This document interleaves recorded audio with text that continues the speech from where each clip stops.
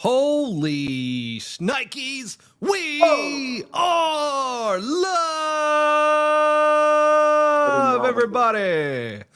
Woo! Man, I love it when we go live for this podcast recording.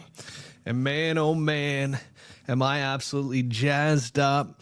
I don't know if people saw it on X or Instagram. If you are not on either of those, you got to check out the Pull Hook Golf page on Instagram or on Twitter, because I posted the whole setup that Johnny Walker and Devereaux Golf collabed on that sent my way, along with a nice little bottle of Johnny Walker Black, which I love Johnny Walker Black too. So we're drinking that tonight, and we've got Butsy here with his Johnny Walker hat on, which is also right back here as well, along with the putter cover and a flask just in case, guys, I go through this. We've got the flask here that we will dive into as well.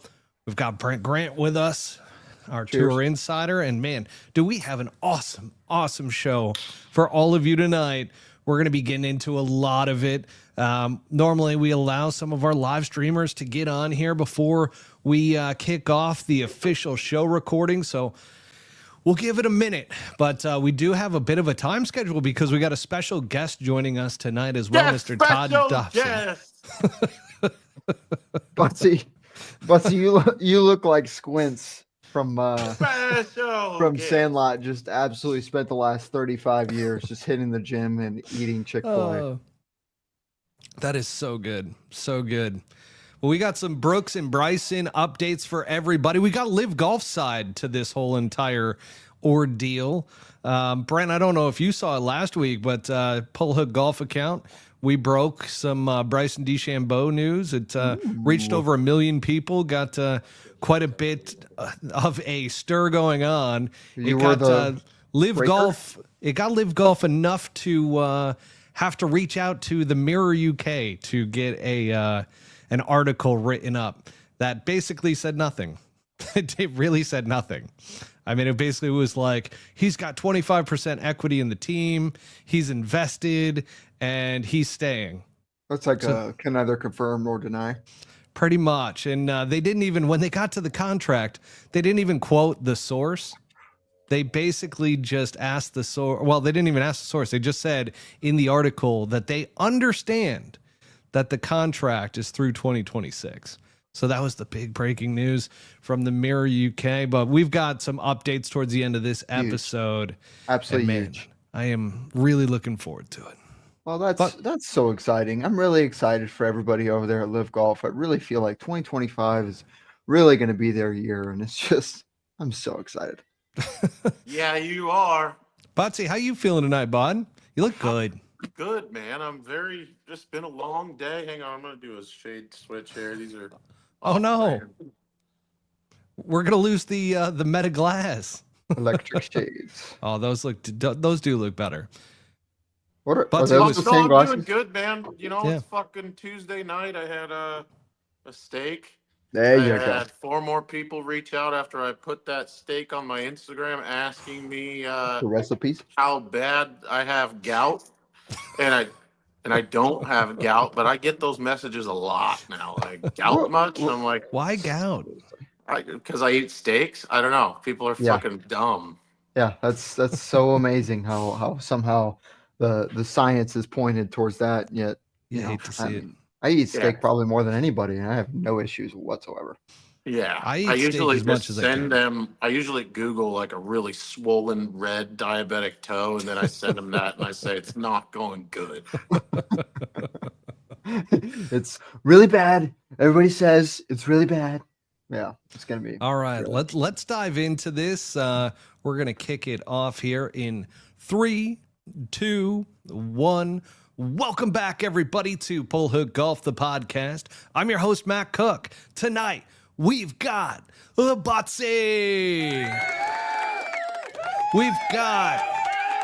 Oh, I'm gonna let him roll. That guy, he loves the Butsy. We've also got our tour insider back here, Mr. Brent Grant, everybody.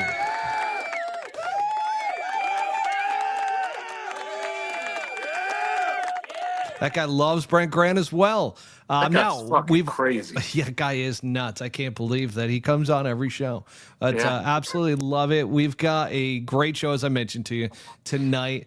The chat seems a little light tonight in terms of our regular crew. I wonder if the chat is working because I'm not seeing anything coming through. But that being said, we've got to keep it rolling here, Brent. So we've got the tee off report with Butsy that we're going to be diving into.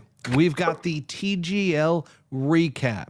We've got the Grass League with our special guest, Mr. Todd Dobson. We're going to break it all down. We're going to get into the Grass League. We're going to tell you why this thing is so freaking awesome. And then we've got the Cognizant Classic recap that really, it affected Butsy. And I saw on Instagram, it really had an effect on you, bud. And we're going to get into all of that. Don't you worry, with your best friend, Jake Knapp. And then we've got the upcoming Arnie Palmer Invitational. It's a signature series event.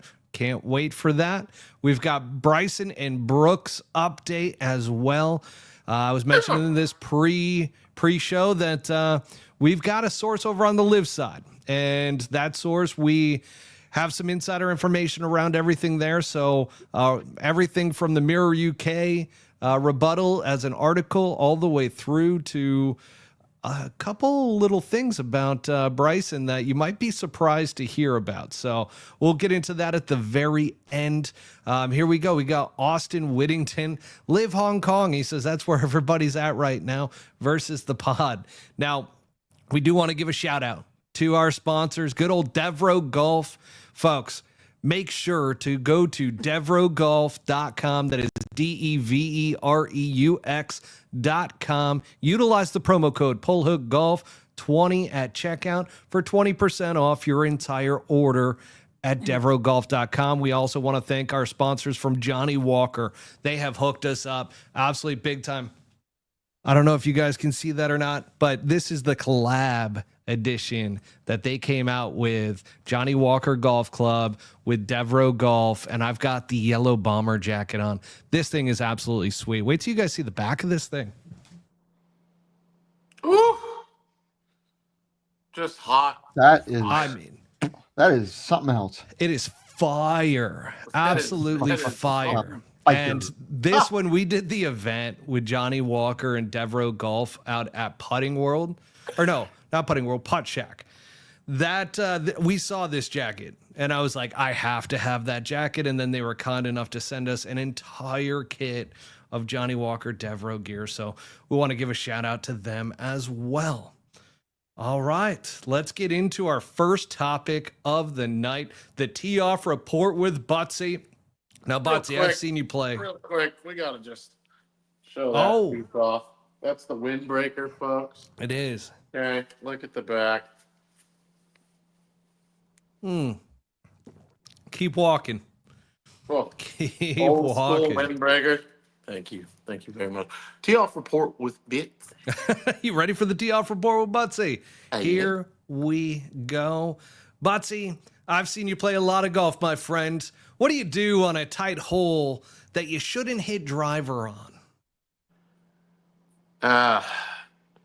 I'm a head fuck, right? So I'm just gonna probably hit driver on that hole. And the reason being, if I walk up to the tee with a 4-iron or a 3-wood or a hybrid or whatever your less than driver club is, I'm going to be so in my own head that now I should absolutely have to hit the fairway with this club, that I'm going to miss probably worse with it. So I'm just going to hit the driver and take my chances. And that's kind of, because I've done that in the past where I try to play smart and the fucking 3-wood goes farther out of bounds than the driver and much shorter. So, yeah, I'm hit the big dog. 30% of the time, it works every time.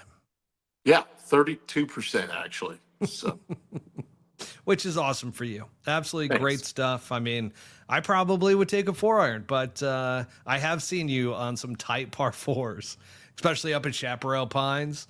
I mean, my God, you are ripping driver, just ripping. Just hitting the big dog. Yeah. Letting it eat. Let it eat.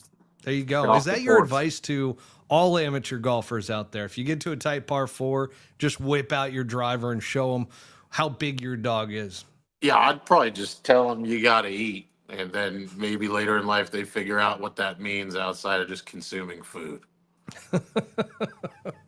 You got to eat. You got to love that. You got to eat. You got Gotta to eat. Yeah. Man, Yeah. oh, man. All right. Good shit, man. Let's move on. Thanks. Let's move it right into the TGL recap because yesterday we had a doubleheader. So we had New York Golf Club versus Boston Common, and this is why you do territories for teams. Not only because you can invite celebrities and past athletes out to the games, because they had Derek Jeter for the New York Golf Club. They had David Ortiz for the Boston Common Golf Club, and those guys were chirping at each other just like they do on Fox Sports with the whole baseball broadcast. But my goodness gracious, it was actually a pretty epic match between the two. I don't know if you guys got a chance to see it, but it really came down. It was a back and forth match, came down to the last 2 holes, and then New York Golf Club ultimately took it over on really the last hole, because on the second to last, Boston Common Golf was down 2. Ricky Fowler gets up, absolutely pins one to about 2 feet. Then all of a sudden you get Keegan Bradley comes up. And sure enough, Keegan Bradley sticks it and almost holes it. Oof. So you had a hell of a match. And then it came down to the last. Of course, Boston Common had to throw that hammer. They threw it so that the other team, New York Golf Club, couldn't decline it. And sure enough, it did not work out as New York Golf Club won that hole and ended up winning the match 10-6. That was the finale there. And then you also yesterday had the first place matchup. So this was for first place in the regular season. It was between LAGC and the Bay Club. So you basically had Colin Morikawa going up against Wyndham Clark. Those were the 2 faces for both of those. And sure enough, LAGC came back for the second straight match. They came back the week before. They came back again, and they ended up winning 5-3 over the Bay Club. We also tonight had Jupiter Links and an Atlanta Drive. And I'm going to tell you right now, good old Tiger Woods is not playing too hot because he was not happy with his game tonight. He was going, man, I don't know how I'm hitting it that far. Well, you know, Tiger, you're getting a little bit of rust going on here. And, you know, hopefully we see Tiger at some point doing his thing and come back into the whole entire ordeal with a little bit of game next year.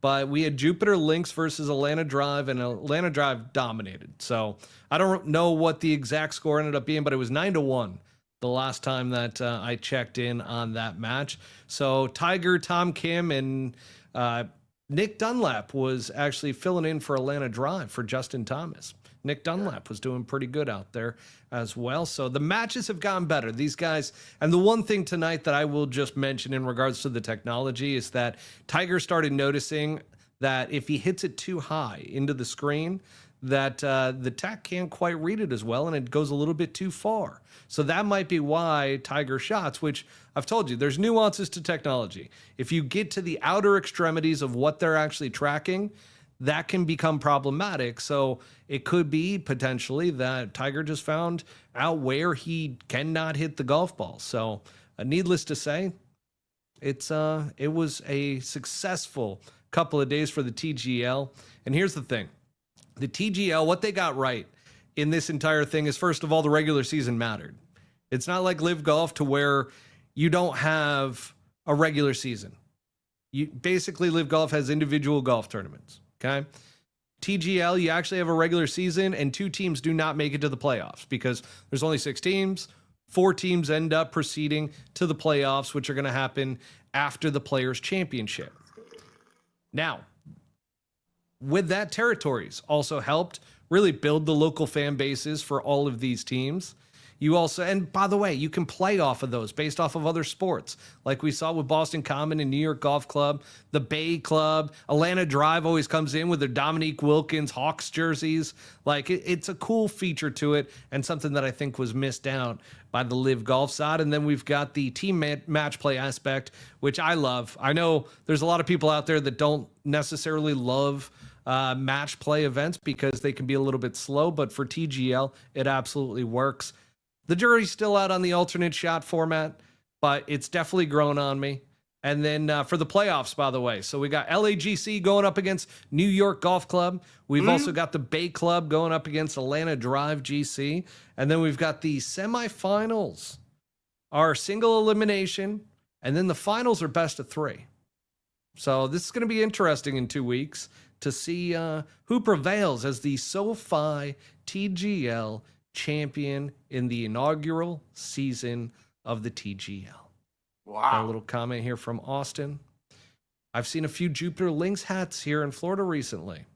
Really? There you go. So certainly they are representing out there. And I believe it is time. Our special guest has arrived. And we are right on time in terms of this next segment that we have. So we're going to say goodbye to Brent Grant for a moment. Brent, hang on with us. We're going to be bringing on here Mr. Todd Dobson. Todd, are you there, bud? Can you hear me? This is pretty high tech. Oh my God, Todd is here, fucking folks. Avatar? It's his avatar. Todd, you got a camera? No, you're just down a call in tonight. I'm just to call in. I'm like I said, it's date night with Mrs. Dobson. We're on hole 12 right now. I got about a 20-footer for birdie out on the golf course. You know, unlike the TGL, we play on real grass with no roofs, no screens. It's the real deal out here. It is the real deal. And you're out there at good old grass clippings, playing under the lights, date night with the wife, which is phenomenal stuff. It's actually my anniversary tonight as well. So I've after this show, I've got to make good on my whole situation. So I feel for you there, Todd. Now, Todd, first question we've got for you here is we really want to get the audience to know the Grass League, and we want to get them to know it through your words. So in your own words, tell us, what is the Grass League? Well, just making sure you can hear me. You can still hear me? Oh, Loud yeah. and clear. Well, I mean, you know, golf is no different than football in the sense that there should be this camaraderie and everything. You know, you go to Texas and you watch high school football, the town shuts down for it. And those are all amateur football players just missed the birdie putt. Sorry. And you know, the town shuts down, but when in golf, it's the PGA Tour or bust, and it's the 1% of the 1% of golfers. And the founders of Grass Clippings, there's 4 of them, play in this golf tournament called the Resorters in Minnesota, and it's much like what you would think of high school football. The town shuts down in Alexandria, Minnesota for the Resorters, and there's something you can't describe that is a part of that golf tournament. It's not it's tangible, yet it's elusive. And we thought to ourselves, you know, we need to bring this back to Arizona. This is the hub of golf in Arizona. And, you know, the one tournament that everyone can agree upon is the Phoenix Open. Again, the 1% of the 1% of golfers. And we wanted to create this atmosphere where, you know, guys like Butsy just haven't had the shot that he deserves in the limelight. Create that moment. So we created the Grass Clippings Open back in 2019. 2-man scramble, par 3 golf course. And what we found with that is, shit, you know, everyone at least psychologically feels like they can compete in that format. But at the end of the day, it's probably going to take some really, really good golfers to win that tournament. But it brings everybody to the table. Everybody to the table. Everyone walks out there like they're walking into a high school football stadium. And it's something that, you know, we are all about. And we're trying to find, you know, my partners hate when I say this, but as Herb Brooks says, we're not looking for the best ones. We're looking for the right ones. So we created the Grass League in conjunction with taking over Grass Clippings Rolling Hills, putting lights up, converting the nighttime play into a par 3 golf course. And then if you've ever been to a golf Calcutta, where big money guys come in and buy players because they believe in those players. Or if you go back to like the foundation of golf, guys would come over on wooden ships, and, you know, some guy with a bunch of money would have his horse play against, you know, the guy in America, or vice versa. And there's something to that. And it's so so cool to think about. And so when we talk about selling these franchises, we didn't go out and sell them to Arthur Blank, Stephen Cohen, and all of that stuff. Like, let's get a little gritty here. So we got Dave Roberts, Wyndham Clark came to the table, good golf. You know, Marty Fish and Adam Thielen and John Mallinger. Like, these are people that, like, you know, maybe they don't have $7 billion and run some kind of fund in New York. It's real personal gritty stuff. And those guys, like a Dave Roberts, is like, you know what? Here's my golf team. These are my guys, and I think they can win the golf tournament. There's something to that. It brings you back to the foundation of golf. And so to answer your question, the Grass League is a par 3 lighted golf league that is in its infancy stages. You know, we've been saying that we just got to get through season 1, and that was 2024. And now we're going into 2025 with momentum, with NBC behind us. And there's a lot to come. We're about to sell 2 to 3 more teams, most likely before this next event, with some pretty interesting names. And so there'll be a little buzz around that. And, you know, ownership is the guys the teams that didn't have great seasons last year are actively looking for players. Like, as for instance, you know, on Sunday, the Canada Hat-Tricks, they had a tough 2024 season. They had 11 guys show up on Saturday for what they call was a tryout, with the owners walking behind them, talking to the players, watching them hit their shots. You know, and when you think about golf, where do you get that? You know, where do you get that? And these guys are sitting there, and from all walks of life, guys that are, you know, flying out this weekend to go to some Monday and, you know, Colombia or something, all trying to get a shot on one of these teams. So it's something really, really, really unique, and not to take away from, you know, the TGL or the PGA Tour or the Live Tour, but it's like, at the end of the day, I mean, I would argue that Butsy is one of the most interesting golfers out there. You know what I mean? He's much more interesting than a Patrick Cantlay or a Alec Moronic or, you know, Sebastian Munoz. Name any golfer out there. I'd probably rather watch Butsy play, or think about Tommy Two Glove. Think about the guys like Nick Mason who played in our last event. These guys have played for their car, for their pink slip, and actually lost. And why are those stories not being told? And so we want to bring that into the light simultaneously. And sorry to go on such a long-winded tangent here. I love it. Keep it going. But if you look back in the history of golf, and I think you'd appreciate this, you know, I think it was 1983 at Desert Highlands was the most watched broadcast, second to the Sunday at Augusta, was a skins game between Jack Nicklaus, Arnold Palmer, Gary Player, and famously, hold on one sec, I got an 8-iron in my hand on 13. It's probably too much club. Put the phone by the golf shot. I want to hear the impact. It's in my pocket. You'll be able to hear it. Oh, wonderful. Oh, it's beautiful. It sounded like a little click. Oh, wow. I mean, one hop at the hole and over the green. But the point is, it was Gary Player was hyperventilating on the 18th hole. And the reason he was hyperventilating is because he stood to make more money on that last 18th hole than he was going to make on the entire season on the PGA Tour. Oh, and so the takeaway from that is, what people want to watch is good golf with high stakes. And so everyone goes, oh, par 3 golf, high stakes. What the hell are these guys talking about? It's like, again, I think I alluded to it when I hijacked your guys' podcast that one night with Mrs. Dobson sitting next to me, was high stakes is different for everybody. And we learned that when the Live Tour guys showed up. It wasn't about money that night. It was about reputation. Yeah. And so the point is, we think, you know, a lot of networks and entities have gone and tried thinking, oh, if we just get Tom Brady and Klay Thompson to play, millions of people will watch. Well, what you find out pretty quickly is nobody wants to watch shitty golf. Like, at the end of the day, no one wants to watch Klay Thompson shank a golf ball. They don't want to watch Condoleezza Rice. They don't want to watch Vladimir Putin, Michael Jordan, anybody shank a golf ball. They want to watch good golf. And if they happen to be good personalities, that's where the secret sauce is. So we thought to ourselves, well, why don't we take that same model and make those people owners and have those guys go out and say, hey, I'm looking for Dave Roberts I'm looking for the best 4 players in Los Angeles to come play in my golf tournament. 8 players, whatever it is. I mean, that'll get me going. That'll get a lot of people going. So we're trying to take that model instead of, and again, that story from the Skins game went on to famously, as the LA Times wrote, Tiger Woods killed the Skins game because there was no amount of money that you could write it, you could put in the pot, in the purse, to get his heart going on a exhibition match.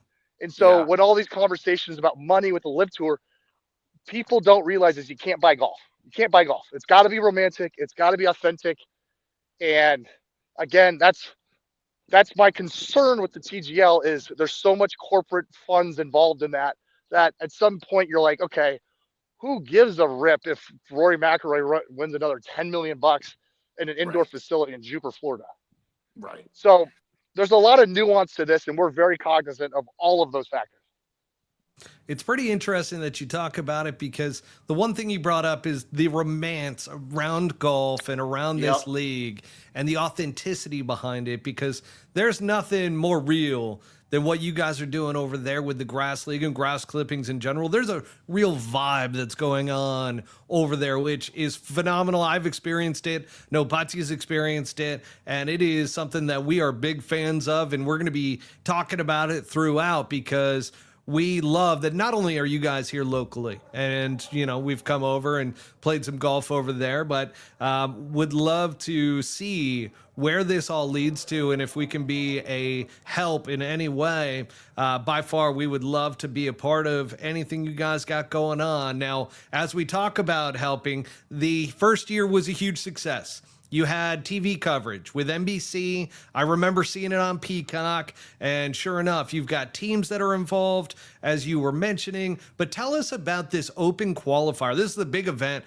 that is coming up in May that I believe the deadline is in April. Is that correct? Yeah, the rosters come due April 1st. And so we spent a lot of money in the early parts with lawyer fees modeling the league after professional sports leagues.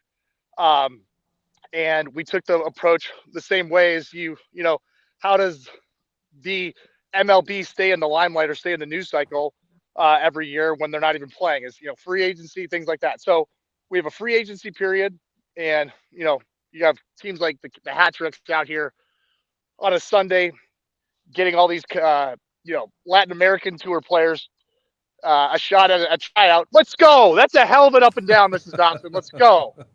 It's electric out here. This is Dobson. But so April 1st, all of the teams or franchises will put up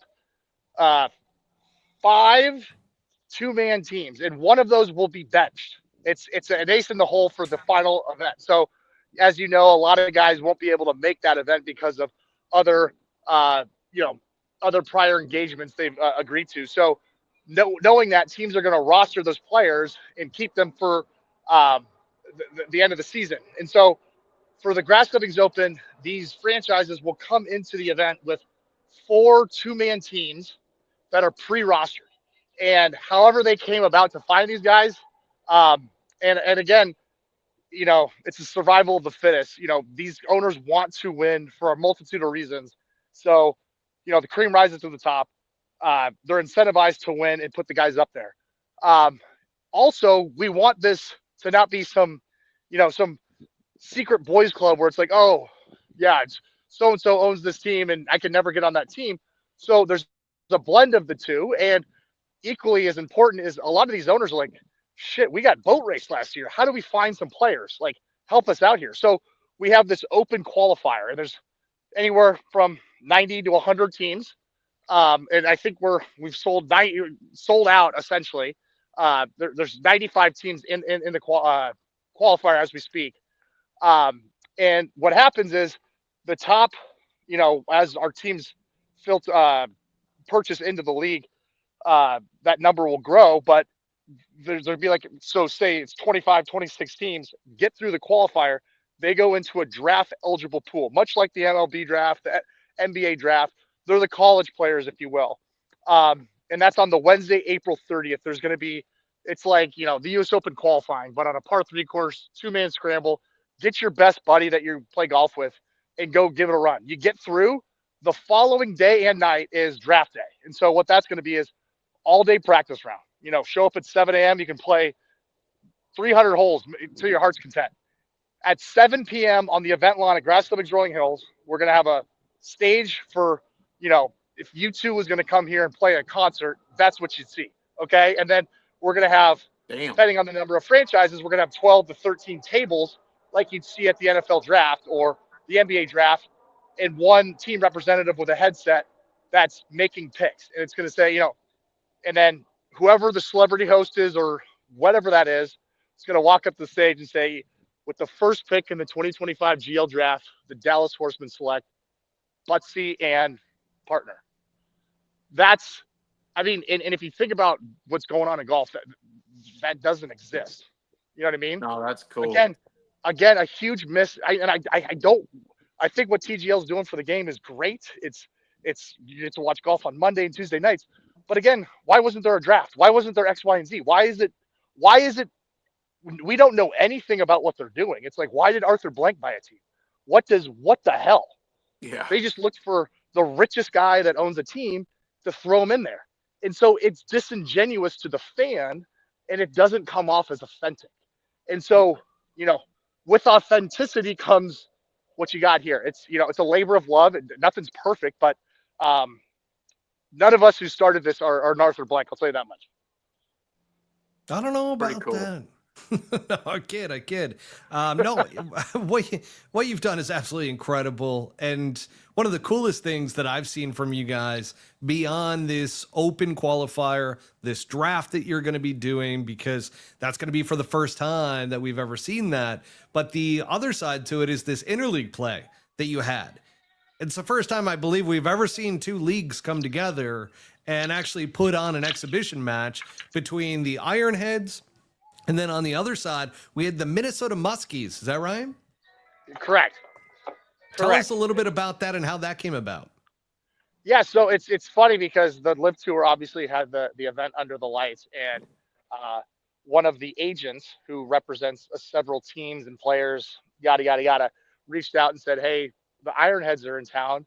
They'd love to practice and get some reps in. They'd like to, and again, you could talk shit about the Live Tour and Kevin Na and all that stuff.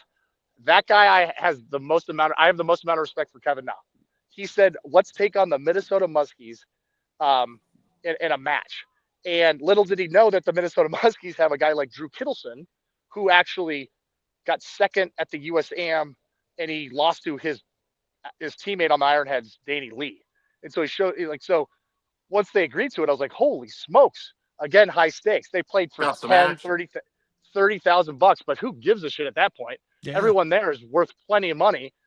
I was like, this is how you get better at sports. Is you got to be willing to lose and put yourself out there. So I have all the credit in the world, but it goes back to like, this is what golf's missing, is like these types of matches, these types of real authentic golf matches, where it's not like even at like PGA Tour events and Rory McIlroy shows up. Is he 100% there?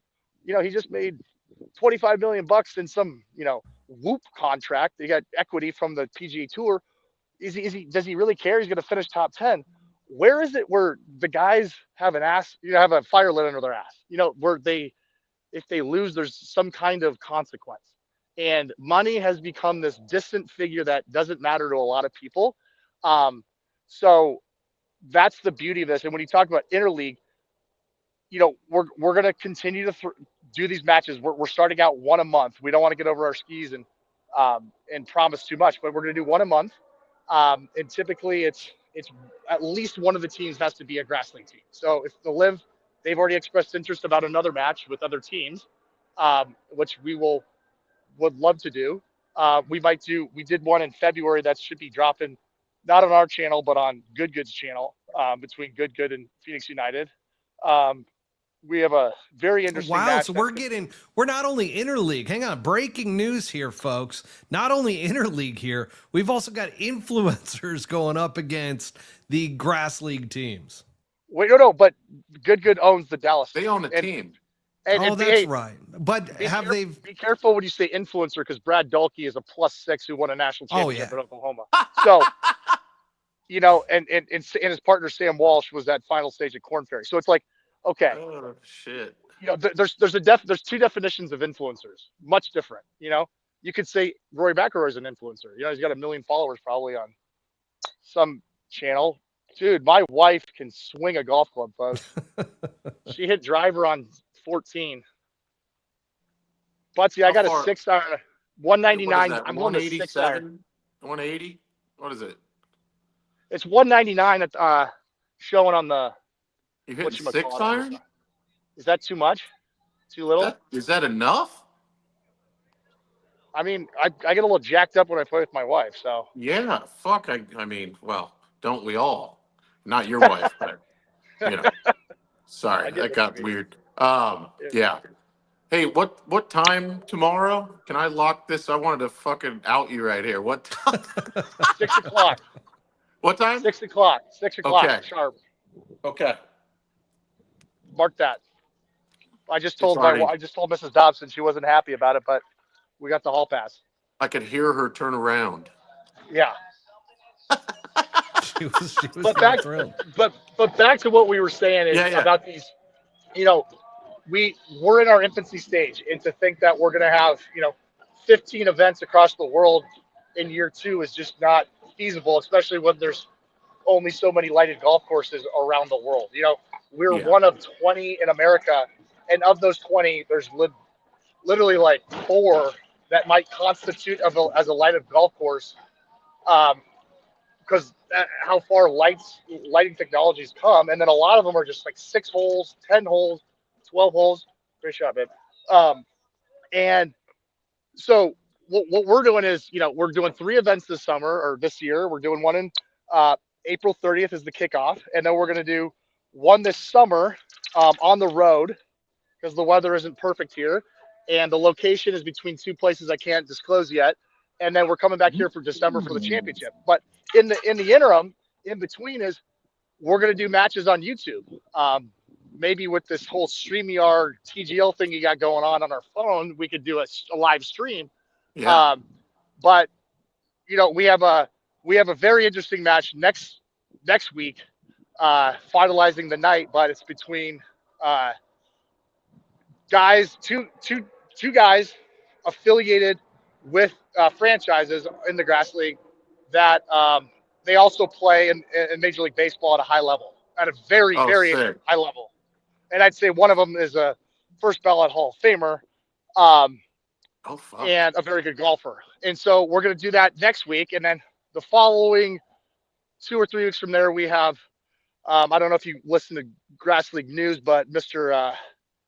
Ladd or whatnot, Ryan Ruffles is said he wants to play in a match against another franchise. We're working out the other side of that. So the idea is between these tournaments, we're going to have these matches where it's, hark back to the days of the early 1900s, the old 1800s, when guys with names that we can only find in like dusty books in a library.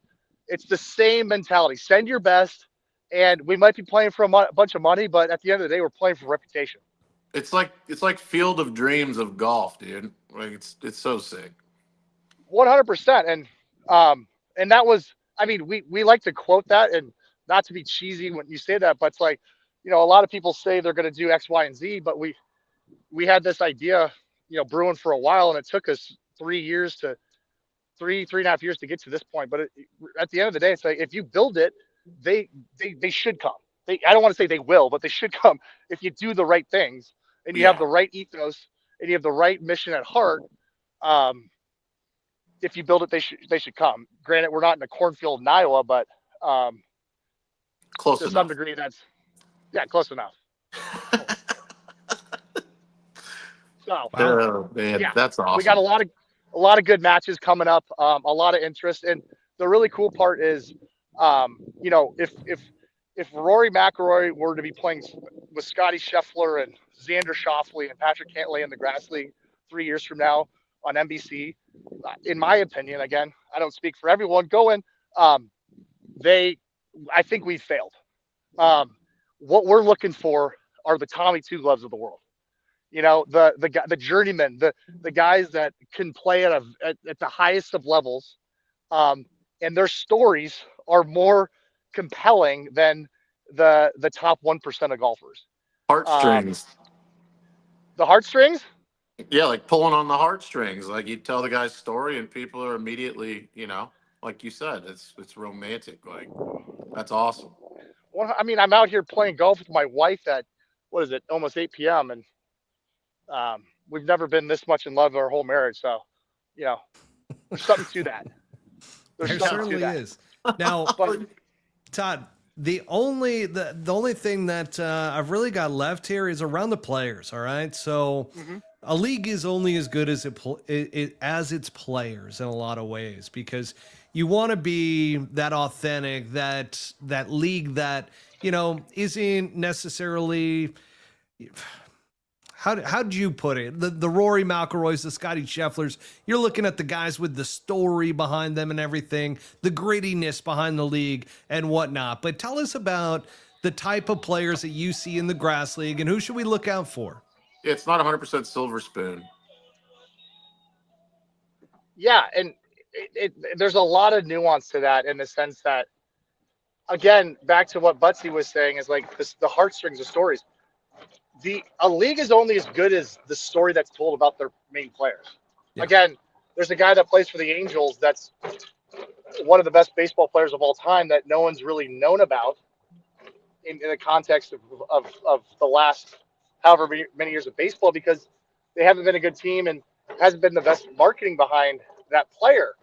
And so it's a combination of things. In my opinion, I think Butsy could be the most famous golfer in the world if someone got behind him and told the story correctly. You know what I mean? Why not? Yeah. And if you look at YouTube golf, you look at all these different things, it's like people are looking for something that's relatable, that they like, that's authentic and genuine. And that's why everyone's like, oh, the declining numbers on the PGA Tour, the Live Tour, is because of, satellites in Russia and Starlink and TGL. Beep, beep, beep, beep, beep, beep. It's like, no, dude. They don't want to watch a guy that got paid $700 million to go play a sport for $30 million every weekend. You've lost my interest. The guy has nothing to gain. What are we talking about? So at the end of the day, I agree with you. Your league is as only good as your players. I'd argue your league is as only good as your stories. And I'll tell you one thing. In year one, god damn, did we have a lot of good stories. You fucking kidding me? Sorry to cuss on this. I don't know what app it's unfiltered, Todd. Oh, what the fuck, man? Fucking A, Todd. Now we got to edit. Jesus Christ. I get a little passionate. Sorry about that. No, you're good. It's an unfiltered golf podcast. Yeah. Profanity is encouraged. But at the end of the day, it's like, the world has been exposed to less than 1% of the fish in the sea. Okay? There's some probably banged up stories about some pretty big tuna out there that never got the limelight. And tuna. There's some big tuna out there. And our mission is to uncover those guys, put them in the most high leverage situations on national television under the lights. And again, there's a difference between TGL in this. And again, love what TGL's doing. Don't get me wrong. Don't take this the wrong way. We are completely different products. One of their players is an owner in our league. Believe me, I watched the TGL. I can see it's going to have a lot of success. But when the lights come on, when the real lights come on, not manufactured lights, granted, that may not make sense because there's power running into these poles, but it's like the Staples Center out here. I know what you mean. When the lights come on, the stage gets bigger, the moment gets bigger. And that's what we're creating for the players that we feel deserve that stage. And we're excited to see them excel on that stage. Again, the guys that won the tournament in December, Billy Haynes and Dan Buckner. Dan Buckner played 8 years in the Korn Ferry Tour, never broke through. There's articles of him saying he gave up the game. He just lost the love of it. And then he found it again as an amateur playing and winning some tournament in California. And he said after the broadcast, he's like, this is the most fun I've ever had on a golf course. He's like, I feel alive again. I feel like my connection to golf is back. And Billy Haynes is a journeyman amateur player who's won the New York State Open or Amateur Open up in New York several times. He's a well-known name amongst amateurs up in New York, and he's for the most part unknown to everybody. But that guy's got a hell of a story, and he's a crazy dude. And they win this tournament out of nowhere, and they found life again. And I said it on the broadcast, to be young again. And they couldn't be more energized to come out for this next one. So, as much as you want to say PGA Tour, Live Tour, the TGL is growing the game, what does that even freaking mean at the end of the day? What are you talking about? Just because a bunch of people huddle up around a television and watch whatever we're watching, call it, the Live Tour or TGL or PGA Tour, doesn't mean those guys are going to pick up sticks. We're saying, imagine if there's a kid sitting in LA and he's looking at a baseball bat, a basketball, and a golf club. And a tweet comes out from Dave Roberts saying, I'm not looking for the best ones, I'm looking for the right ones.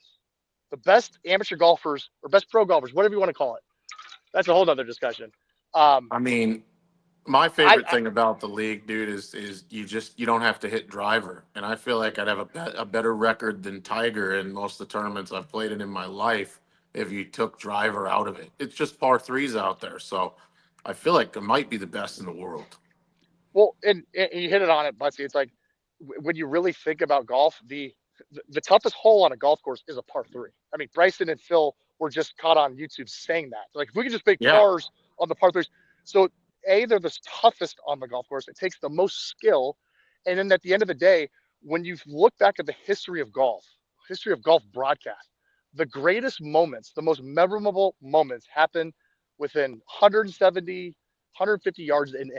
They all happen around greens, chip-in putts, be the club today. It's not, you look back in the history of golf, and I told you we're the top 10 golf shots of all time. You're not going to say anybody holding a driver. You might say John Vanderbilt at the British Open, but that's for all the wrong reasons. And then maybe someone's going to come out of the woodwork like, oh, Colin Morikawa at the PGA. Again, cool, dude. Maybe one. But the vast majority is a chip, a 7-iron, a pitching wedge, a chip in, a putt. Yeah. That's like the Sports Illustrated cover of Phil Mickelson making the putt at the Masters. That's the amphitheater. No one's doing that on a tee box other than a par three tee box. So we think it's the perfect blend between, just like you said, Butsy, take the driver out of the hand. Tiger Woods, for the most part, could never find a fairway, but he won all those tournaments. People forget about that. And then throw in the 2-man scramble, dude. I mean, nothing fires me up more than being like, get your best bud that's also a highly skilled golfer. Let's go win the damn tournament. That's the energy we need around the game of golf. Not this like lonely sport where you're on a puddle jumper down in Colombia to Chile trying to make $2,000 on the Latin American tour by yourself, and your girlfriend leaves you when you're on the flight with no cell service. Okay, let's actually tap into the things that people actually want, both players and fans. So we're sticking to that thesis, sticking to that recipe. I'm ready to run through a fucking wall right now. I'm not gonna lie. God damn. That's why you have a spot in the grass league. Whoa. Damn. So we just got an audience question here by Trot Golfer that says, is Butsy in the grass league? We're gonna put you on the spot. I can't say for certain how he's gonna get there. Again, part of the mystery. I don't know if he's gonna go through the draft, find something with an owner, but one way or another, Butsy will have a long career on the grass league. I'll tell you that much. Come hell or high water. I'm going to show up either way and play. So, 6 p.m. sharp. There you go. Absolutely love it. And Todd, thank you so much for your time and talking to us about the grass league, man. Get back to the missus and have yourself a rest of a beautiful night out there at Grass Clippings, my friend. Hold on. I'm hitting a pitching wedge real quick. 1 second. That's all over it. I wish I could play in the grass league, to be honest. Todd makes a hole-in-one on camera. That would be unbelievable. Wow, he's on the fucking phone. You guys are awesome. I really like your guys' podcast and big fans. Thanks, dude. We appreciate it. looking forward to tomorrow night. We probably got some open spots if any other of the broadcasters on the other side of this video screen want to play as well. So I'll leave you with that. Godspeed. Good night. I will be there. Peace. Wow, let's bring Brent Grant back in here. My goodness gracious. Is he on his second cigar? Did I unmute you? Can't unmute your guest because they've muted themselves. He's back. He's back. Butsy's taking a lead, but actually Butsy might have to go drop a load. He might have a little bit of nervous energy after hearing about that. Holy cow. Brent, since it's just me and you right now, what do you think about that with Butsy potentially having a long career on the grass league? I mean, we said it from the beginning. I mean, if anybody even is in their like remotely the right mindset, they understand what Butsy brings to the table. And not only is he a world-class player, but he's a world-class salesman, and he's a world-class comedian. So he's kind of the trifecta. Jesus, you guys, I'm fucking rocked out tonight. I think he'd make a really good addition to anybody's team. Go. Oh man, so yeah, Butsy, how you feeling after that whole I feel like you just got pitched on being a huge member of the grass league. Yeah, I mean, I don't know what happened. I blacked out. I really don't even know what happened. I mean, you got everybody on here talking too. I mean, shoot, crushing it. I'm the best there is, and Butsy if Bright you ain't is first, your you're last. And Rubbin's racing, Rubbin is racing. No, dude, that's cool, man. I mean, look, I still don't know what you win if you win the grass league. I know that there's pride. Well, I understand. No, there's money. There's money. And I want people to fucking see a big chunky Butsy at the end of their heartstring. Trust me, that would be really funny looking. But yeah, do you win anything? Yeah, I think their last year it was like $100,000 purse. Oh wow. Yeah. Okay.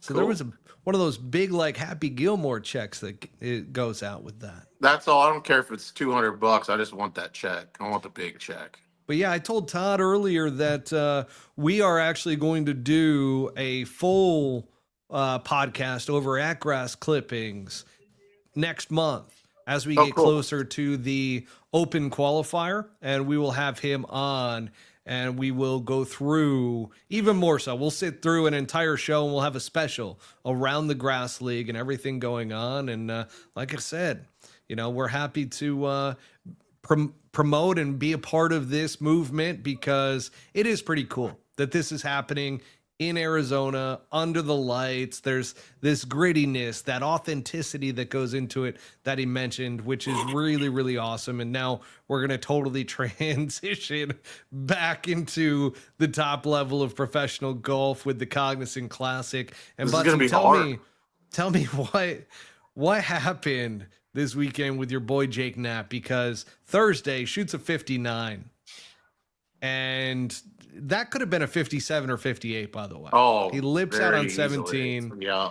Had a 15 or 20 footer for eagle on 18. I was watching it in real time and I'm like, dude.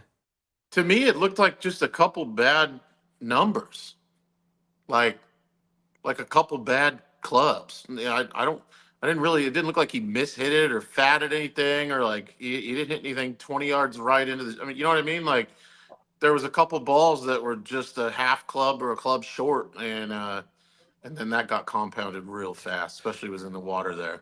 I mean, Brent, you've had a PGA Tour caddy. I mean, tell me, would you have wanted your caddy to stop you and go, hey man, let's just go take the fucking drop? Yeah, I mean, that's tough. Playing it out of any sort of situation like that is always the last resort. I never look at it. I've never looked at it and said, oh yeah, I can play that. And then just kind of set my mind to that, no matter what. And fortunately I've been blessed to have a couple of really good caddies and we've always been able to make at least half the decisions correct. But It's tough. I mean, he's trying to win a golf tournament. Obviously, he's very talented, very confident in what he can do. But why wouldn't you go back to the drop area? Where Well, was the 100%. drop zone though? Like where that flag was at? Where would he have had to drop? Like how far? Which hole? What? Fuck, I can't remember. What was it? 13? Was it 13 or 12? It was early enough in the back nine to where, like, if you take a penalty drop, get up and down for bogey, then you're not in a terrible spot. But you didn't you have can't to hit make another one triple from the bogey there. tee, right? Like there was No. a spot to drop that was much closer. I believe so. Yeah, I mean, there's a lot of hazards out there. I do love that golf course a lot, but it is very tough, and especially with the bear trap coming. I mean, at no point in time, especially on late in a round like that, are you sitting there saying, yeah, I absolutely have to play this shot because I don't have, because I can. It's win like it's I don't have anything to lose, and that's just not. That's never the case. That's never a good mindset. And No. I know Jake, and like I said, I mean, he's a great player. Obviously, he's been playing well. But yeah, I feel for him. But yeah, absolutely, you would hope that your caddy pulls you off that, and that's probably a discussion that I hope that they had afterwards. Hopefully, Jake took the responsibility and said, you know what, that's on me. And they're able to move forward as a team, because otherwise it can get pretty Get spicy hairy. after. Yeah, it can get pretty spicy. I've heard enough of those stories from all the caddies to where it's like, man, guys, I mean, it becomes a revolving door that all of a sudden they're in one day, they're out the next. And, you build there's very few, very tight-knit relationships, but it seems like there is a tight-knit relationship between Jake and his caddy, but the caddy needs to know when they really need to step in. For sure. There's 0% chance in that situation that the caddy was like talking him into it, right? No. There's no way he was like, dude, take your shoe off. You can absolutely get it out of there. Like there's no. Yeah. The ball was underwater. Like you didn't see the ball on the first shot. And how far off the lead was he at that point, or was he leading? No, he was in the lead. Yeah, that's a bonehead mistake. Yeah, that's not the smart one. But Joe Highsmith ends up winning it, a good old Pepperdine alum. And by the way, when he was in college, he won at Sahali Country Club up in Washington. And my goodness, if you can win there, you can win anywhere. That's for sure. So Joe Highsmith, that is not a surprise. Get used to the name. He is one hell of a player. And man, did he make it. He got locked in. Absolutely locked in at the right time. And he did not miss shots. Almost every putt looked like it was going in. Had a couple lip outs towards the end from like bombs, like 30, 40 feet just lipping out. You're like, holy shit. Like there was no doubt. I had at one point, I had a bet on Ben Griffin. And I'm like, at one point, I almost pulled the trigger on the early payout. Ooh. And I'm watching Joe Highsmith. And as soon as I saw him lock in, I'm like, fuck, I need to cash out. And thank goodness I did. So I was just like, I was just like, he's not going anywhere. Like when you see a guy who is that locked in, he's not going to falter under pressure. That's for sure. So that's the Cognizant Classic, folks. I'm not going to get into anything really beyond that because overall, the course was set up way too easy and there wasn't a ton of wind the first couple days. So that's one of the reasons why we got to see Jake Knapp go off, which was sick. But Billy Horschel was complaining about the course conditions and being too easy. Then this week, we've got a signature series event coming up, folks. We've got the Arnie Palmer Invitational presented by MasterCard. And yes, folks, I do understand it is not the Arnie Palmer. It is the Arnold Palmer. Butsy just pulled the biggest pickle out of a bag, by the way. He's hungry. He's motivated. He's locked in. He understands that the pickle juice will help with his liver. And that's why he's taken some pretty big bites out of a very large pickle. How is that pickle? It's called the Big Papa. Yeah, it looks like the Big Papa. My God, that you're just absolutely down in that bad boy. Now, the Arnie Palmer over at Bay Hill. Brent, have you had the opportunity of playing Bay Hill? I haven't. Nope, not yet. Me neither. And yeah, it's a special place. I always used to look forward to, or used to always look forward to watching that event. And when I was on the PGA Tour, it was interesting to hear the different perspectives from the guys that have won there or played well there, or even the opposite of the guys that hate it, but know that it's a big event with a big purse, so they play it anyways. This is a golf course that you can set up very difficult to where you can get it into single digits in terms of the final score, or you could have it be a little bit higher just depending on the course setup. I do not know how it's set up this year. I have not talked to anybody in regards to that, but last year it was won by Scotty Scheffler at 15 under. So that tells you a little bit that he won by several. Yeah, he won by several, but yep, it was set up, I would say, difficult. Yeah, it's not an easy golf course, and it's only when if they get some rain, that's pretty much the face that most of the players make, finishing round 1 and round 2 and missing the cut. But I mean, a lot of the time, if they get some rain, it can get pretty darty out there. Otherwise, those guys are hanging on for dear life half the time, especially if they miss the fairway, which is easy to do out there. Butsy, do you think Scotty Scheffler ends up going back to back? I gotta get rid of this fucking pickle. This pickle stinks. Okay. Yeah. Let's go back to Brent. Brent, really weird. No, you're good. What'd you say? I said, do you think Scotty Scheffler is going to win? He won it last year. You think he's going to win it again? Yes. I mean, ever since the hand injury, he hasn't been the same guy. But Brent, what about you? You think Scotty Scheffler is going to win this week? My pick is Rory. The way he's playing, the way he's been playing, he likes that golf course. Obviously, knows it very well. Tiger's won it, umpteen times, and so I think this is probably going to be Rory's year, unfortunately. But it is what it is. I do think you have to be a bomber. Let's go through the betting odds real quick. We've got Scotty Scheffler at plus 320, Rory McIlroy at plus 750, Ludwig. Actually, you know what? I heard from Full Swing. Do you guys watch Full Swing at all? No. The third season? No chance. Oh, yeah. Yeah, I've watched a bit of it. Ludwig. So it's Ludwig Oberg. Ludwig Oberg. Like ludicrous. Yeah, Oberg I always knew. I learned that off of like the very first broadcast when he had the little circle above the A. So it's Oberg. Plus 1,600.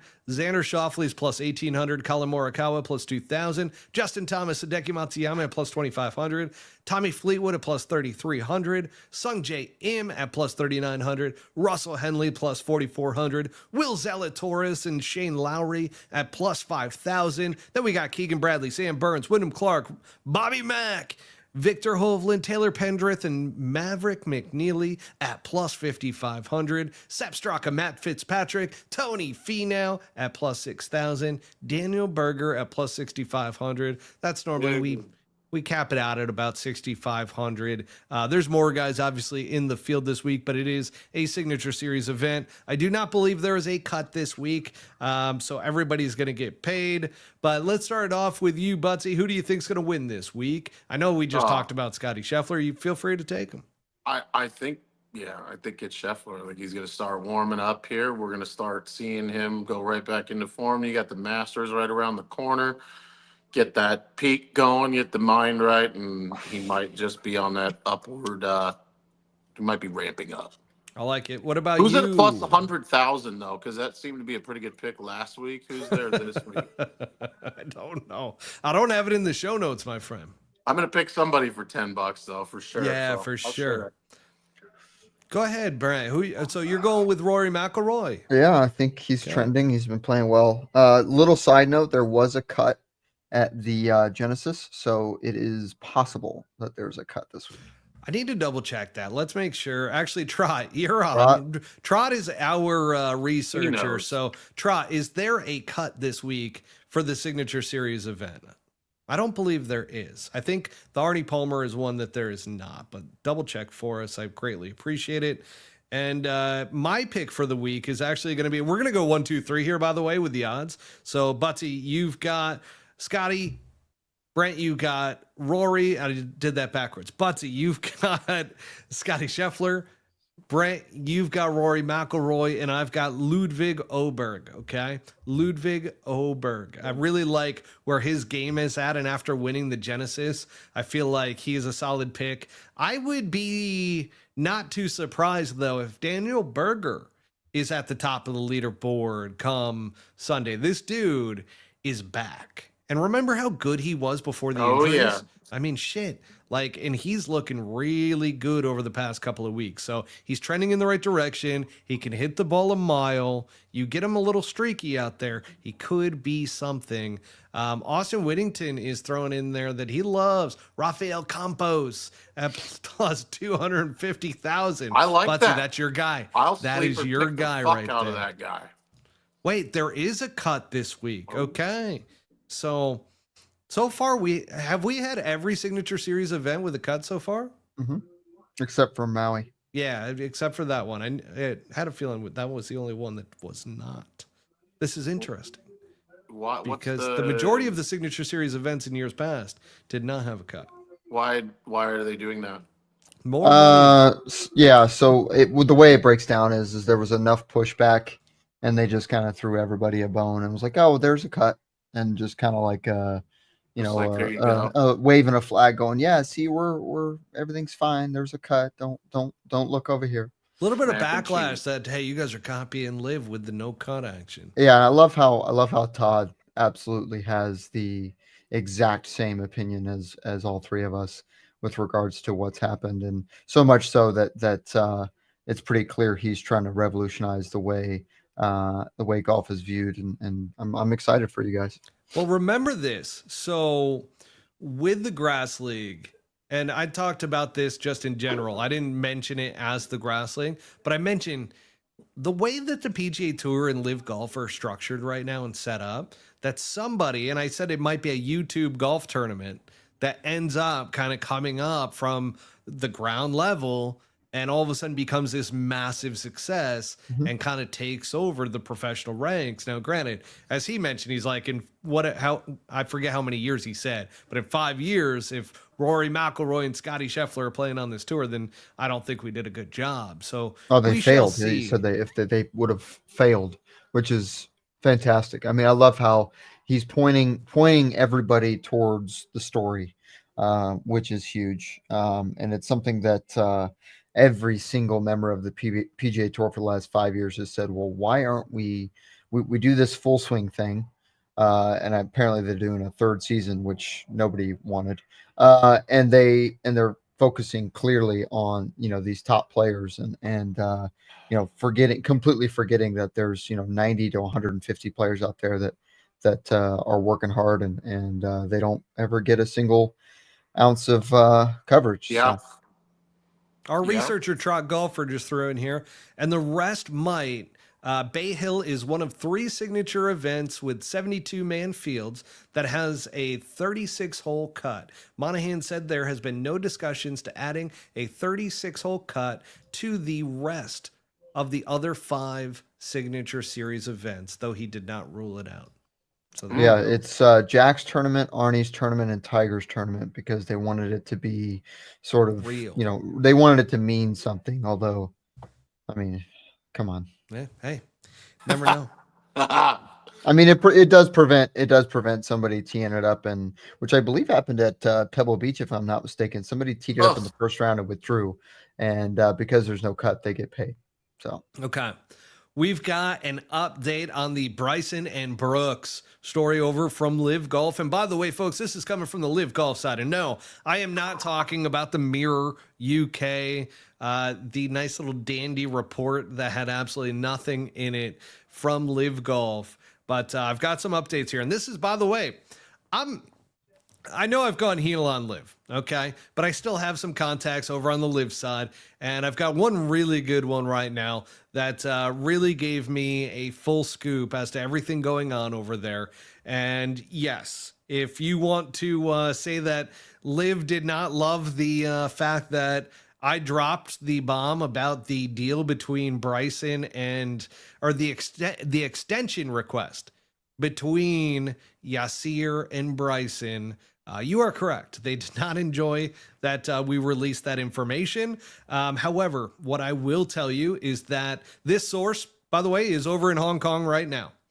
We've been chatting on and off, and they're telling me, by the way, that Bryson's contract was restructured this year over in Riyadh, and this is going to take him through 2026 in regards to the contract. the details behind it. So the impotence behind this restructure. Butsy, I think you're going to get a kick out of this, He's going which to I suck had off no a camel idea. for another year. That's This great. had everything to do with the YouTube channel. Piff and Yasir felt like they owned Bryson's YouTube channel. Now, if you've realized recently in the media, Bryson came out and said he has not made a dime off of, and I felt like this was a weird comment coming from an interview with Bryson. I felt it at the time, and now all of a sudden it makes sense. What did he say? He said in the interview, he goes, yeah, the YouTube channel is doing great, but I haven't made a penny off of the YouTube channel to date. That's fucking That's tough impossible. to believe. But he also mentioned that he invested $1 million into the channel. Okay. So as my source was telling me, I'm like, whoa. Hasn't made anything. Yeah. Well, if he's taking, Seriously. if he's saying profit wise, he might Sure. be accurate. If he put $1 million in, then he might not have made back the $1 million yet. But What did he spend $1 million on? so the video editors and the production side, to It's not $1 everything. million for that bullshit. So, well, okay. this is where it gets a little bit for the juicy. green sweepers. He probably did something for the green sweepers to make sure everybody makes those putts when they need them. Too. You guys forgot about that, Brett didn't is you? still all over that one Dude, episode. are you when kidding all of me? a sudden there was sand on the green and then it was wiped away. It's a perfect Tony putts. It misses wide right, and then it goes. Oh, when You Bryson can hits the tell putt. that he clearly, yeah. I mean, What? I don't want to get too sidetracked here because this is pretty important stuff that I Yeah, want to share on the carry on. podcast. I don't want to be putting this out there as news because I don't want to play the back and forth between the tour and Live Golf. But they did say that there is some trouble in paradise, but that is they said that everybody on the Live Golf side has heard not only from Bryson's caddy, but also from Bryson himself and so forth, because when there's a big meeting that goes on between Bryson and Yasir, everybody knows about it on Live Golf. And that makes sense, right? Well, I mean, it makes sense that there would be buzz, Yeah. but not that everybody knows all the details. No, not the details behind Oh, it. No, okay. what I'm saying is that everybody knew that there was a meeting that went on. Okay. Which is one of the reasons why nobody has rebutted or refuted Oh, the why would fact they? that Bryson went and asked for $280 million as an extension, and that got declined. So that started up the speculation around him coming back to the PGA Tour. And this was from PGA Tour officials that they knew about this whole entire deal. And sure enough, on the Live side, they're saying, though, that Bryson's staying put. Okay. That Bryson's caddy has told people that Bryson's not going anywhere. It's not happening. And I just really find, and we're going to dig more into the details around this Bryson YouTube issue, because I don't think Yasir would just give up, because he told Bryson that they own his YouTube. That's a big problem. And apparently in the contract with these guys, which I have not seen, but I'm told that in their contracts, there's like some loose language around YouTube channels.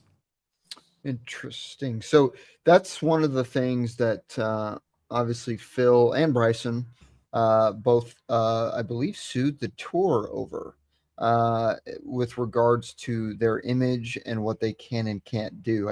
Obviously, I'm sure most everybody knows that in 2020 during COVID, Bryson had started this YouTube thing, and the tour actually had him take it down, which legally they were able to do because they own Bryson's image. But if it doesn't explicitly say, we own your image, Bryson, from the PIF side, then he's free to do whatever he pleases. This whole thing was really surprising, but it made a ton of sense. Especially like hearing it, I was just kind of sitting back. I'm like, the YouTube stuff. yeah. Piff thinks that they own Bryson's YouTube stuff. Mm. And then all of a sudden there's a big meeting in Riyadh this year. Bryson asks for a huge extension, gets denied. Apparently they restructured according to my source, but I'm not 100% on that. So I wouldn't report. I would say that that's more rumor than okay, it is that factual. the rumor that they did restructure it. That they restructured. So Okay. for whatever reason, maybe Bryson threatened, which is like you start putting the puzzle pieces together to Yeah, all of for this. sure. Okay, why is the PGA Tour saying this? Why is Liv telling me this now? Like, what are the puzzle pieces here that go into all of it, which I find pretty interesting. Yeah, what it sounds like is, and I'm sure we'll get into a little deeper, but clarify for me if you would, gentlemen. If you get denied an extension as an athlete, doesn't that normally lead to some sort of severing of some sort of contract? I mean, correct me if I'm wrong, but I mean that's literally happened what 1,000 times, 1,000,000 times, where oh hey I want this much money. No, okay, I'm gonna go over here. Well, the one thing I can tell you that nobody's going to be happy No. when, like, Butsy, let's say that you had a YouTube channel and all of a sudden I go, yeah, man, I own your YouTube channel. You would not be happy about that just because you participated in a particular league. Like, there's some problems going on here that we're uncovering. Like, there's some bad blood that's being stirred. Well, I don't even think there's any live-based content on his channel, is there? Oh yes, there is. No, but so the whole thing that I was told is that he was caught off guard by them saying that they own his YouTube channel. And apparently Bryson was very smart because even the money that he all invested into it, he made sure was not proceeds or money that he had made from his deal with Piff. What? Oh, so yeah, so he couldn't say that they financed it. Correct. Oh, they okay. can't say Interesting. that they're owed something because they financed the channel or whatever. Yeah. Yeah, I mean, there's enough. This is one of the things that unfortunately the PGA Tour obviously, 50 years ago established, and that's why none of us, like when we film something on site, we actually can't post it without PGA Tour giving their explicit permission. So, but the thing is like almost all every day when he's at a golf tournament with the Live Tour, he's posting.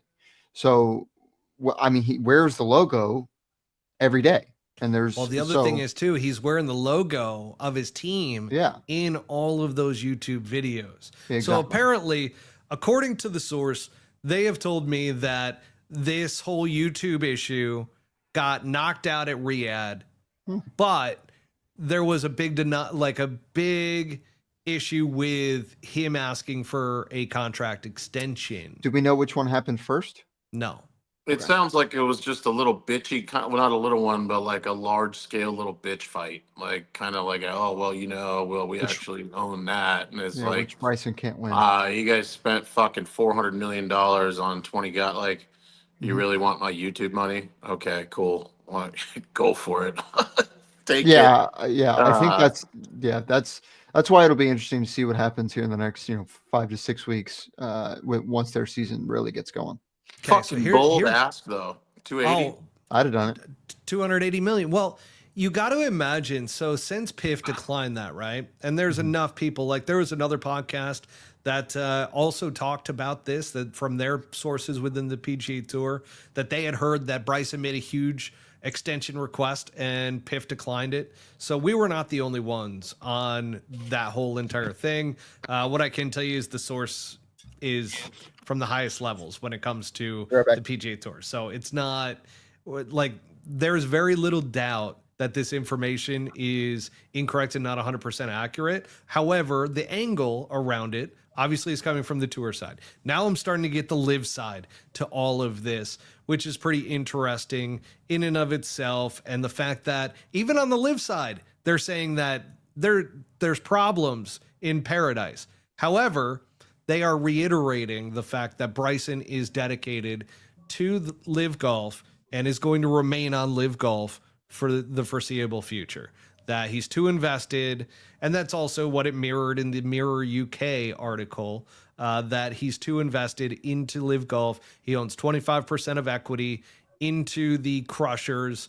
And there's a whole lot of stuff around that. But I tell you what, man, when there is smoke, there is fire. And I am feeling that there is something off here with the whole Bryson Yasir relationship and with Piff not paying players, because Piff once again could have had a big offseason, like in signing big time names.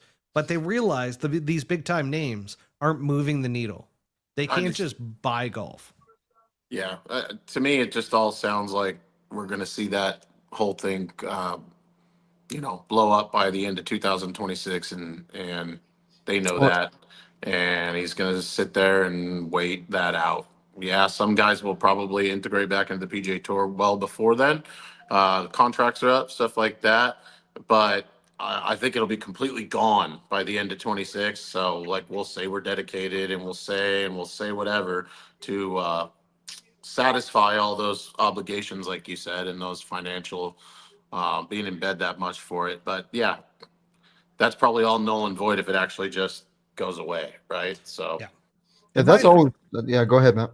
I was just going to say my theory on this, like, this is nothing from the reports or anything like that. But if you were to ask me, hey, Matt, what do you think is actually going to happen? And what do you think has actually happened? I think that Bryson and Piff got into a little bit of a pissing match in terms of, Bryson wants more money. He wants to be extended. And he was going to leave and threatened to leave if they didn't pay him. And then all of a sudden, Piff came back with the whole entire, well, we own your YouTube channel. And all of a sudden, there was a whole battle around that. So all of a sudden, cooler heads prevailed, in my opinion, to where now you've got Bryson saying, all right, let's just restructure this agreement through 2026. You guys do not own my YouTube channel, because he knows that that's his moneymaker in the future. That is his platform that he has built. So if he gets that, he knows after 2026, he can just be a YouTube guy. He doesn't even have to go back to the PGA Tour at that point. So that's my theory on the entire thing, from getting the information from both sides. I really feel like Bryson is just, he got stuck between a rock and a hard place and had to choose to restructure through 2026. So it is what it is. And then we've got Brooks. Good old Brooks Koepka, okay? So Freddie Couples yesterday comes out on the radio and says that he talks to Brooks all the time, that Brooks is coming back to the PGA Tour, okay? My source before the last broadcast of our podcast, before we started recording, hit me up because Brooks was at the TGL. My source was also at the TGL. Talked to Brooks. Brooks was like, yeah, man, I'm just fulfilling the rest of my contract. I'm done as soon as it's fulfilled, and I'm coming back to the PGA Tour. I already talked to Jay. We're moving on. And sure enough, a lot of people were upset because Freddie Couples said this on the radio, right? And Freddie's kind of opened up his mouth about a few things, especially around the Ryder Cup time, and saying some things. And sure enough, Phil Mickelson chirps back and called it low class. And said that if Brooks isn't actually wanting to go, and he just leveraged that fact that his friendship should be over and so forth. Like, he wrote up this whole Twitter deal, but basically low class is what Phil Mickelson called Freddie. Okay. And he's getting a kick out of all this shit. Well, what people don't know, and here's the thing though, like, a lot of people are siding with Phil on this because it's like, yeah, man, that's fucked up. That Freddie sharing Brooks's like private information that he shares with him. Well, guess what? According to my live source, and by the way, like I said, they fought me on the whole entire Bryson deal. So you can take it with a grain of salt, but they told me, oh yeah, by the way, Brooks, he's gone.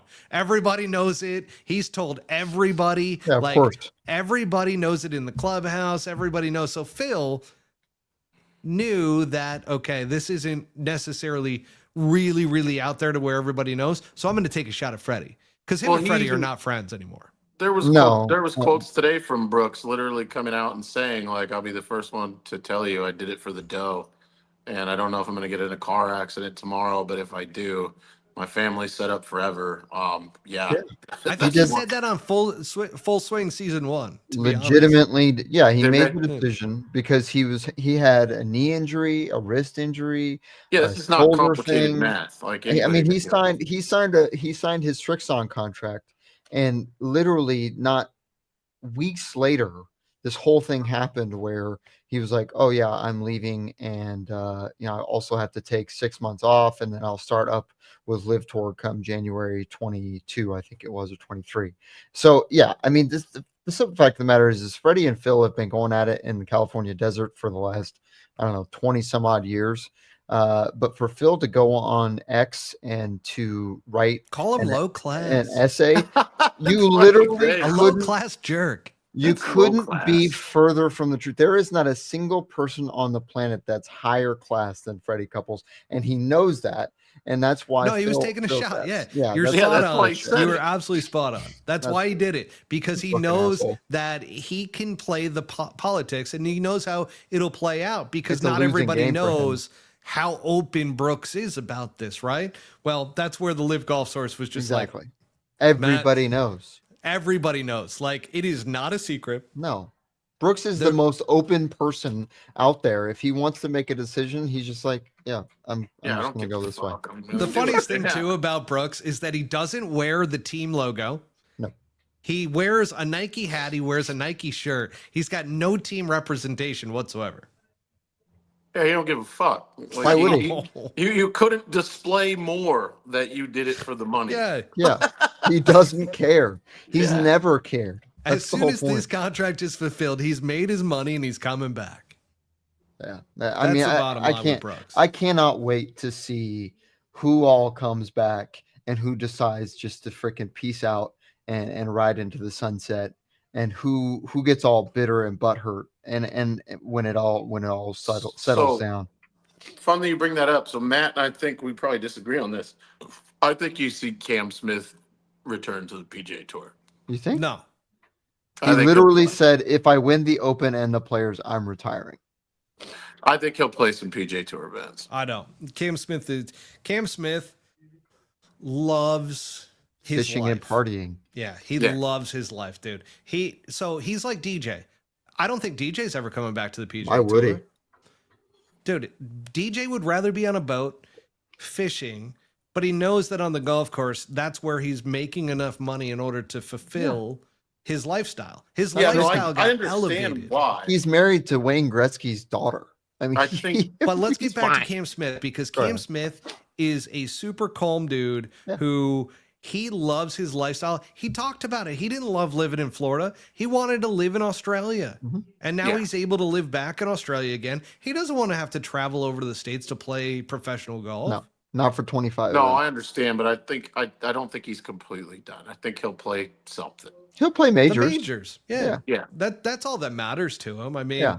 that's the downside of these guys all leaving, is that their legacies get shot, because let's face it, golf is a game of history. Like, we pride golf around so much historic and sometimes historic bullshit. Yeah. But it is a game of history. Like, you Mhm. look back and you can look back to who won certain tournaments, like what golf course, like you could be like, oh my gosh, you go to Wingfoot and you're just like, holy shit. Like the aura history, of yeah. the players that have walked these grounds. And like, you Yep. could say the same thing about Riv with Yeah. the Genesis. It's like, there's certain tournaments to where like Hollow they're never ground. getting that with playing Yeah. Live Golf Hong No. Kong. No, and you're absolutely right. I had this conversation a couple days ago with my dad.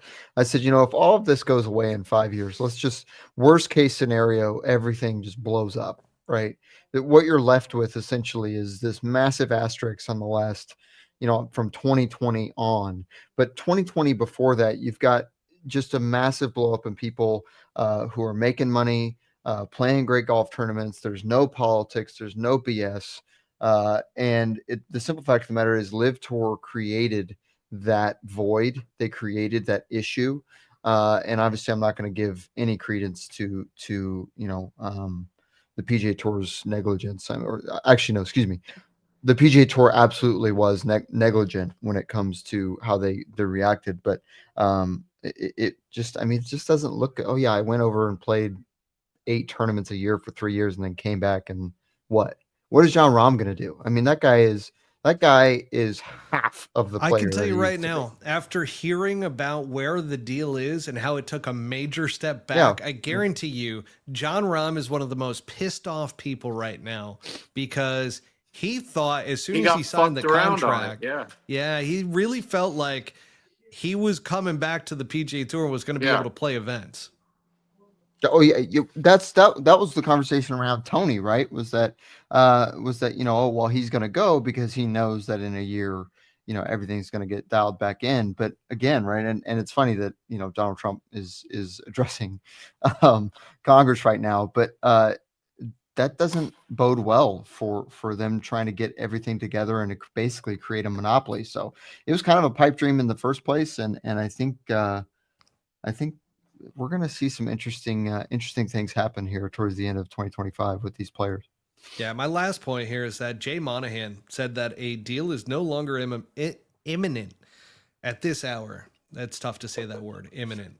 So that's a complete back step. Actually, they just flat out turned around and ran We were from talking about by the players or whatever, like June of 2023 when they announced that there was a deal to be made to make a deal, and then it was, well, we've got this really solid deal, and then there was 5 or 4 deals, 4 deals, There's 4 deals in place, and now they're all gone.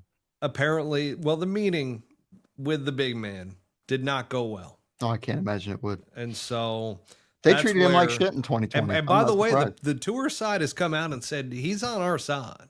Like he's not on Yasir's side. So all those Live Golf fans who sit there and are like, we love him and we love Live Golf. Well, guess what?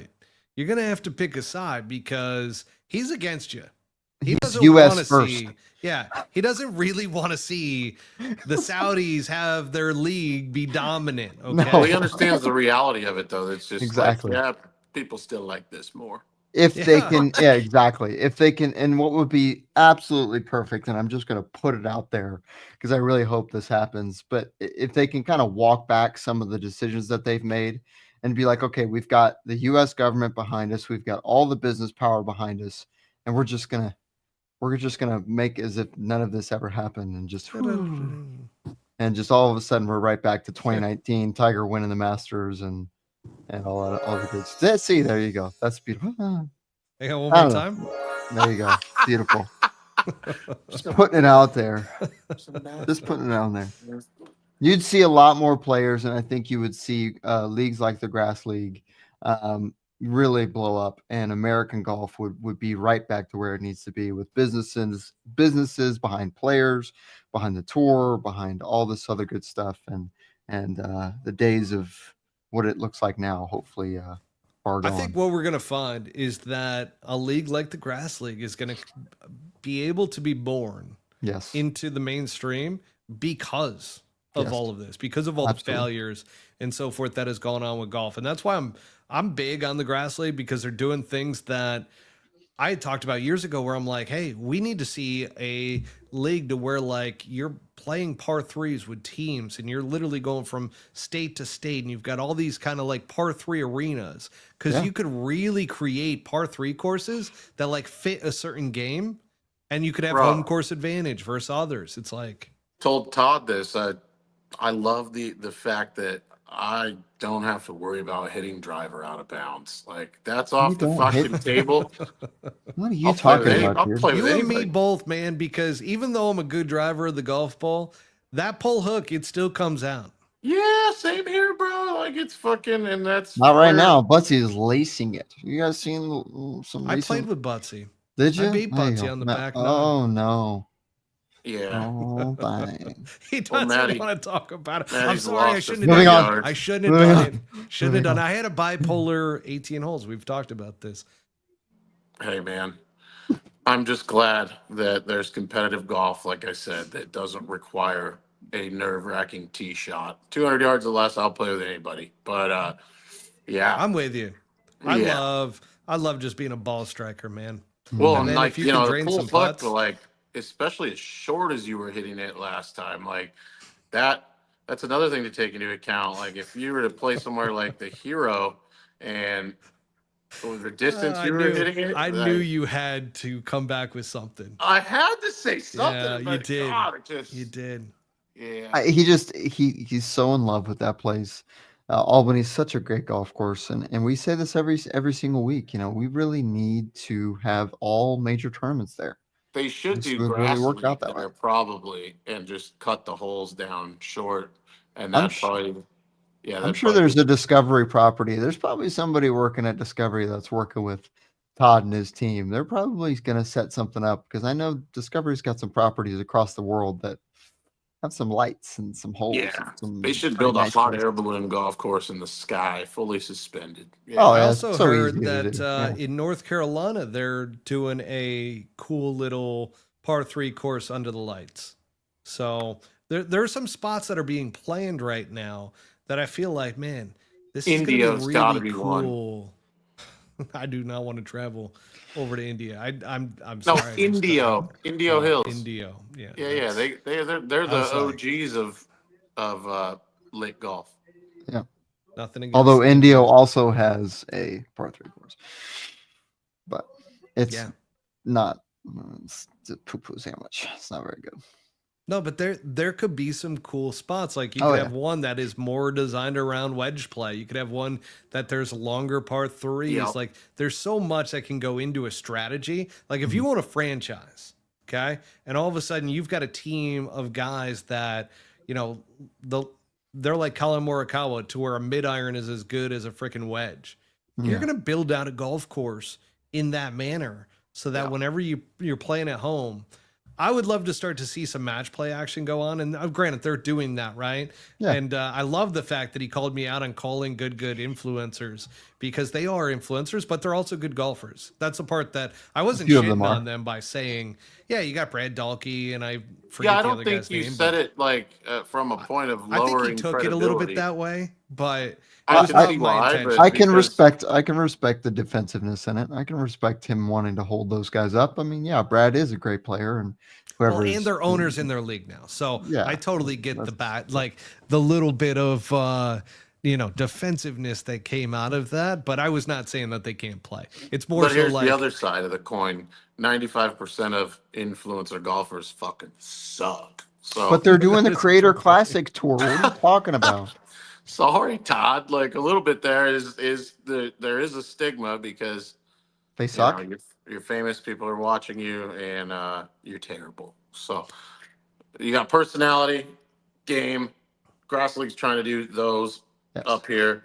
YouTube's like, you fucking suck, and your personality's maybe here, and I still don't understand why people watch it. But oh, Well, you know, Yeah. not everybody can be Butsy. no, I'm not. That's why I don't have a channel. I'm not. I don't think people. we would were watch so it. close. We were so close.